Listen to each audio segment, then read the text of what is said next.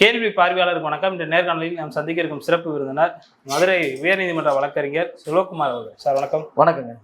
நீங்கள் பட்டியல் சமூக மக்களுக்காக பலமுறை பலகட்ட போராட்டங்கள் நடத்திட்டு இருந்தீங்க. 2 நாட்கள் முன்பாக கூட பார்த்தோம்னா அந்த தினேஷ்குமாருக்கு எதிராக கூட பேசியிருந்தீங்க. இந்த தற்போது பார்த்தோம்னா விசிக தலைவர் திருமாவளவன் அவர்களுக்கு எதிராக சென்னையில் ஆர்ப்பாட்டம் நடத்திருக்காங்க வழக்கறிஞர்கள் மிக பிரம்மாண்டமாக. மதுரையில் உள்ளிட்ட பல மாவட்டங்கள் நடத்துன்ற மாதிரியான கருத்து வருது. இந்த சம்பவத்தை நீங்கள் எப்படி பார்க்குறீங்க?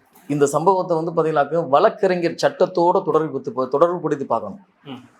வழக்கறிஞர் சட்டம், அதாவது வழக்கறிஞர் சட்டம் 1961 பிரிவு 6 மற்றும் 7 பார்த்தீங்கன்னாக்க தெளிவாக பார்த்தீங்கன்னா மாநில அமைப்பு, அதாவது மாநில வழக்கறிஞர் பார் கவுன்சில் இருக்குல்ல, அந்த அமைப்போட கடமைகள், அது எப்படி ஒழுங்காற்றுதல், இவங்க மேலே நடவடிக்கை எடுக்கிறது, வழக்கறிஞரோட நடவடிக்கை எடுக்கிறதுன்ற விஷயங்கள்லாம் தெளிவாக குறிப்பிட்டு சொல்லுது. 7(1) பார்த்தீங்கன்னாக்கா சமத்துவம் சகோதரத்துவத்தை வலியுறுத்துது. அதாவது குறிப்பிட்டு சொல்ல போனாக்கா அந்த பார்த்தீங்கன்னாக்கா 7ல் பார்த்தீங்கன்னாக்கா, அதாவது 6ல் அந்த அதாவது வழக்கறிஞர் ஒழுக்கம் மற்றும் நடைமுறையை கட்டுப்படுத்துது. எது? மாநில பார் கவுன்சில். அதே மாதிரி 7 பார்த்தீங்கன்னாக்கா 7ல் பார்த்தீங்கன்னாக்கா என்ன சொல்கிறாங்க, வழக்கறிஞர் சட்டம் பார்த்தீங்கன்னாக்கா 7ல் 7(1)(b)(d) to lay down standards of professional conduct and etiquette for advocates to safeguard the rights, privileges and interest of advocates on its role. இதன் பொருள் என்னன்னாக்கா, வழக்கறிஞர்கள் ஒழுக்கமான மற்றும் சமத்துவமான முறையில் செயல்பட வேண்டும். இந்த வழக்கறிஞர் தொழில் பார்த்தீங்கன்னாக்கா ஒரு புனிதமான தொழில். வழக்கறிஞர்கள் தொழில் புனிதமான தொழிலில் இன்னைக்கு பார்த்தீங்கன்னாக்கா இதை ஒரு ஆயுதமாக பயன்படுத்தும் நோக்கோட அநேகம் பேர் சாதி ரீதியாக இந்த தொழிலுக்குள்ள புகுந்து இந்த தொழிலோட மாண்பவே சீர்குலைக்கிறாங்க. அதாவது கீழமை நீதிமன்றம், மாவட்ட நீதிமன்றம், உயர் நீதிமன்றம், உச்ச நீதிமன்றம், இந்த நீதிமன்றங்களில் பணியாற்றக்கூடிய வழக்கறிஞர்கள் பார்த்தீங்கன்னாக்கா அந்த நீதிமன்றங்களுக்கு தகுந்தாற்போர் பணி நடைமுறையும் மாறும். இப்போ பார்த்தீங்கன்னாக்கா கீழமை நீதிமன்றங்களில் பணிபுரியக்கூடிய வழக்கறிஞர்கள் அவங்க ஒரு மனநிலையில் இருப்பாங்க, மாவட்ட நீதிமன்றங்களில் பணிபுரியவங்க அவங்க ஒரு மனநிலையில் இருப்பாங்க. அதுக்கப்புறம் பார்த்தீங்கன்னாக்கா உயர் நீதிமன்றத்தில் பார்த்தீங்கன்னாக்கா அதற்கு தகுந்தாற்போர் சட்ட நுணுக்கங்கள் அறிந்து வாதாடக்கூடிய திறமையை பயன்படுத்தவர்களாக இருப்பாங்க. உச்ச நீதிமன்றத்தில் கொஞ்சம் அதுக்கு கூடுதலாக இருப்பாங்கன்னு வச்சுங்களேன். இப்போ இந்த வழக்கறிஞர் மத்தியில் பார்த்தீங்கன்னாக்கா இப்போ நடைமுறையில் வர்றது பூராமே சாதி ரீதியான விஷயங்களை பார்த்தீங்கன்னாக்கா கையில் எடுத்துக்கிட்டு அனைத்து சங்கங்களும் சாதி புகுந்து குறிப்பிட்ட சங்கங்கள் பூராமே அவங்க சாதி பெயரிலேயே அழைக்கப்படக்கூடிய சங்கமாகவே மாறிடுச்சு. இப்போ மாவட்ட சங்கங்களில் சொல்கிறேன் நான். இந்த மாவட்ட சங்கங்கள் பார்த்தீங்கன்னாக்கா குறிப்பாக சொல்ல போனாக்க மதுரை மாவட்ட சங்கத்தை எடுத்துக்கிட்டீங்களே, ஒரு சாரார் மட்டும்தான் அங்கே தலைமை பதவிக்கு வர முடியும். பேரு மதுரை வழக்கறிஞர் சங்கம் அப்படித்தான் இருக்கும். ஆனால் தலைவருக்கு பாருங்க, தலைவர் செயலாளர் பார்த்தீங்கன்னாக்கா இங்கே, அதாவது அங்கே பணிபுரியக்கூடிய வழக்கறிஞர்களை நீங்கள் கேட்டிருந்தீங்களாக்க இது பிள்ளைமார் சங்கம் வாங்க, இப்படியே சொல்லுவாங்க. அவங்க தான் நீங்கள் கடந்த தேர்தலில் பார்த்தீங்கன்னாக்கா அவங்க மட்டும்தான், ஏன்னா அவங்க மிகுதியாக இருக்கிறத வச்சு இங்கே சமத்துவம் வருது, அங்க இப்படி வரும்போது ஆனால் அவங்க மனநிலை. நான் ஏற்கனவே அதை பார்த்தீங்கன்னா நீதிமன்றங்கள் நிலையை பொறுத்து அதில் பணிபுரியும் வழக்கறிஞர்களின் மனநிலையும் மாறுபடும் நான் சொல்லியிருக்கேன். அந்த பிரிவுக்கு தான் இப்ப இப்படி மாறி போயிருக்கும் போது இந்த சங்கங்கள்ல பூராமே முறைப்படி நடக்கிறதா அப்படின்னு கேட்டா கிடையவே கிடையாது. அதாவது இந்த சங்கங்களுக்கு அங்கீகாரம் வழங்க வேண்டியது மாநில பார் கவுன்சில், அதாவது தமிழ்நாடு மற்றும் புதுச்சேரி வழக்கறிஞர்கள் பார்த்தீங்கன்னா அந்த கட்டமைப்பு தான் பார்த்தீங்கன்னா இவங்களை அங்கீகரிக்கிறது. அதற்கு முன்னாடி அவங்க பார்த்தீங்கன்னாக்கா எந்த அடிப்படையில் ஒரு சங்கமா செயல்பட முடியும்னாக்கா தமிழ்நாடு சங்கங்கள் பதிவு சட்டப்படி, அந்த சட்டப்படி அவங்க முறையாக அவங்க தொழில்முறை அந்த ஒரு சட்ட, அதாவது துணை விதிகளின் அடிப்படையில் அவங்க பதிவு செஞ்சு அதன் பேர்ல தான் பார்த்தீங்கன்னா எங்க பார் கவுன்சில் பதிகிறாங்க. அந்த பார் கவுன்சில் ரெகக்னைசேஷனுக்கு அடிப்படையில் தான் இங்க தேர்தல்கள் நடக்குது, தேர்ந்தெடுக்கப்படுறாங்க. இங்க மாநில பார் கவுன்சில் தேர்தலில் அதாவது அரசியல் கட்சிகளே தோற்று போகும் அளவுக்கு அநேக பணபலத்தோடு நடக்கிறதுனால இங்க பார்த்தீங்கன்னாக்கா அவங்க இந்த சங்கங்களை நடைமுறைப்படுத்துறது கிடையாது. இதுதான் இன்றைய நிலை. வழக்கறிஞர்களுக்கு வழக்கறிஞர் யாரு, வழக்கறிஞர் சங்கங்கள்னா என்ன, அவங்க எப்படி சாதியா செயல்படுறாங்கன்றது விஷயம்.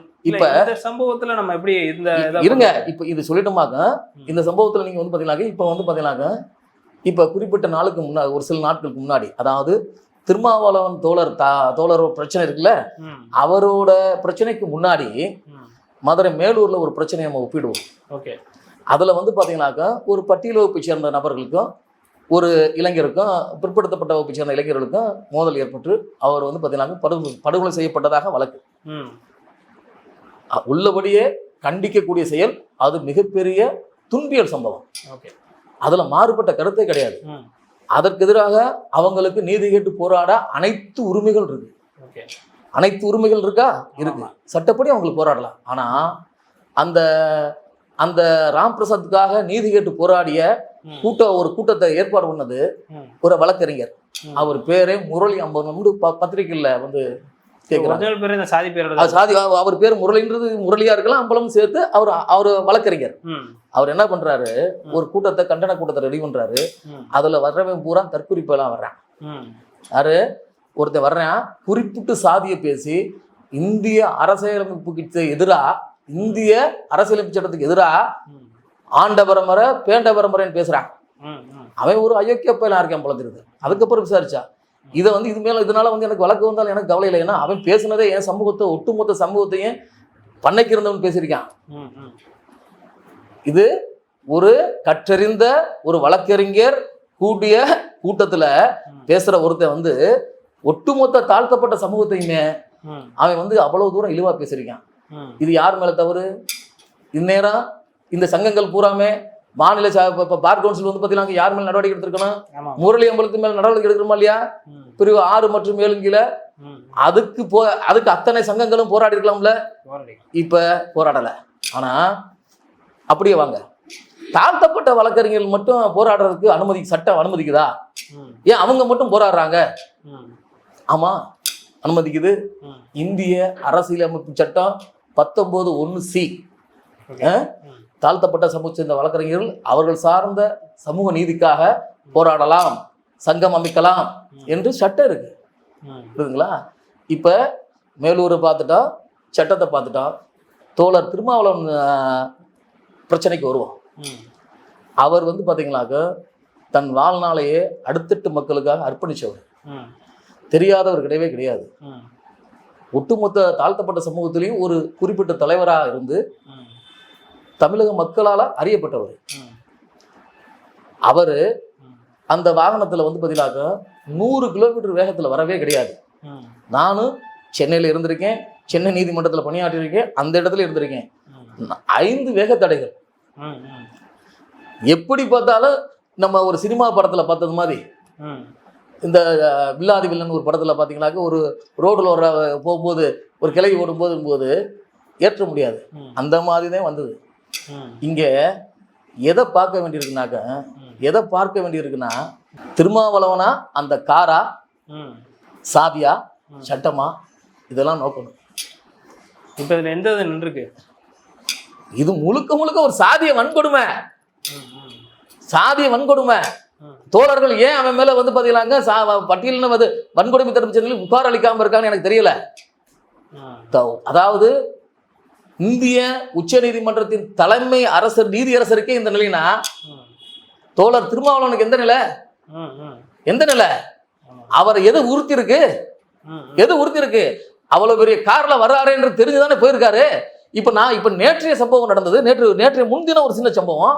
மதுரையில என்னோட வாகனம் தமுக்க மைதானத்துல வந்து பாத்தீங்கன்னா நகர்ந்து போகுது. அந்த நேரத்துல ஒரு ஆட்டோ சேராட்டோ ஓட்டுறவர் வந்து என்னோட வாகனத்தை வந்து உரசிடுறாரு. நான் என்ன பண்ணணும்? நான் ஒரு கற்றறிந்த வழக்கறிஞர், அவரோட வந்து சண்டையிட முடியுமா? நான் இறங்கி, நீ வாடகைக்கு வண்டி ஓட்டுறவரு பார்த்து ஓட்டு. எனக்கு வந்து பாத்தீங்கன்னாக்கா அவரோட போய் மல்லு கட்டி, அவர் வந்து 4 பயணிகளை வச்சிருந்தாரு. அப்படி இருக்கும்போது அவரோட நான் போய் பிரச்சனை பண்ணக்கூடாதுன்றக்காக அவர் அறிவுரை சொல்லிட்டு நாகரிகமான முறையில நான் வந்துட்டேன். இந்த இடத்துல அதாவது தலைவர் திருமாவளவன் அவர்கள் அனைவராலும் அறியப்பட்டவர். அது கொடி கட்டி வருது. இவர் இறங்கி அதாவது அவ்வளவு பெரிய ஒரு மோதலோ ஒரு பெரிய ஒரு விபத்தோ இல்ல. இறங்கி அவர் போறாரு. நல்லா தெரியுது. அவர் வந்து பார்த்தீங்கன்னாக்க அவர் அதாவது அவர் மேல் அன்பு கொண்டவங்க 1000 பேர் இருக்காங்க, லட்சக்கணக்காக இருக்காங்க. அந்த இடத்துல தாக்கியது யாருமே வந்து அதாவது தாக்கினாங்களா என்னன்றது நம்ம உறுதிப்பட சொல்ல முடியாது. ஆனா வந்தவங்க ஒருத்தர் வந்து பார்த்தீங்கன்னா கோட்டைகள் எழுதியே வர்றாரு. இப்போ என் கூட இருக்காரு, என்னோட உதவியாளர் வர்றாரு. நீங்க வந்து என்னை தாக்க முற்பட்டாவோ என்னை எதிர்த்து பேசினாவோ அவர் உங்களை பார்த்துக்கிட்டு இருப்பாரா? பார்க்க மாட்டாரு. புரியுதுங்களா? அப்ப இந்த சம்பவத்துல வந்து பாத்தீங்கன்னாக்க அவர் ஒரு திட்டமிட்டு